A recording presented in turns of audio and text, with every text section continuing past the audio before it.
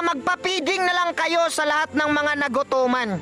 Hindi ako nagrereklamo pero gusto ko lang na ang naranasan ko ay hindi ninyo mararanasan. Muli, sinasabi ko ang puso ninyo ay inyong ingatan. Huwag masubrahan sa kabaitan. Idaan nyo sa tama ang inyong pinaghirapan. Muli mga kababayan, ang ating Artikulo 1, ang komersyal ay huwag ninyong laktawan. Para pagdating ng buwan, magpapiding tayo sa lahat ng mga nagutuman.